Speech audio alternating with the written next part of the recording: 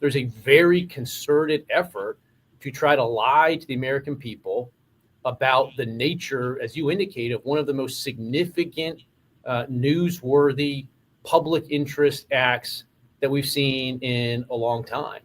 And what appears to be an action by Jimmy Kimmel to play into that narrative that this was somehow a MAGA or Republican motivated person. If that's what happened here with his conduct, that is really, really sick. And I've been very clear. They have a license granted by us at the FCC, and that comes with it an obligation to operate in the public interest. And we can get into some ways that we've been trying to reinvigorate the public interest and some changes that we've seen. But frankly, when you see stuff like this, I mean, look, we can do this the easy way or the hard way.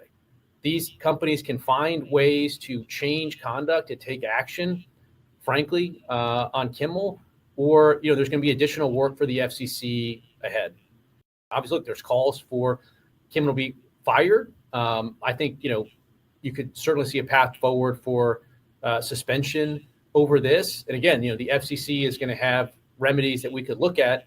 And again, we may ultimately be called to be a judge on that. But yes, this also strikes me as sort of conduct that to some extent shows some sort of desperate irrelevance. I mean, look, NPR has been defunded. PBS has been defunded. Colbert is retiring. Joy Reid is out at MSNBC. Terry Moran has gone from ABC and now admitting that they are biased. CBS has now made some commitments to us that they're going to return to more fact-based journalism.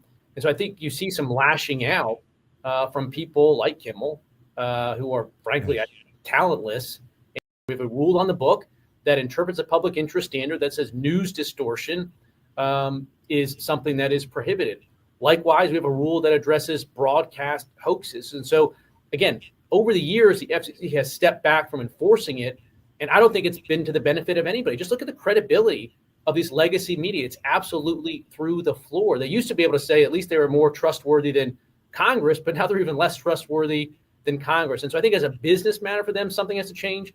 And at the FCC, we need to reinvigorate this. So again, there's actions that we can take on licensed broadcasters. And frankly, I think that it's really sort of past time that a lot of these licensed broadcasters themselves push back on Comcast and Disney and say, listen, we are going to preempt. We are not going to run Kimmel anymore until you straighten this out, because we licensed broadcaster are running the possibility of fines or license revocations from the FCC if we continue to run content that ends up being a pattern of news distortion. So I think, again, Disney needs to see some change here, but the individual licensed stations that are taking their content, it's time for them to step up and say, this, garbage, to the extent that that's what comes down the pipe in the future, isn't something that we think serves the needs of our local communities. But a final question to you. Do you believe that what Jimmy Kimmel said rises to the level of news distortion? Look, again, the FCC could be called upon to be an ultimate judge in that. But at this point, I think it's, clear, it appears to be clear that you could make a strong argument that this is sort of an intentional effort to mislead the American people about a very core fundamental fact to a very important matter.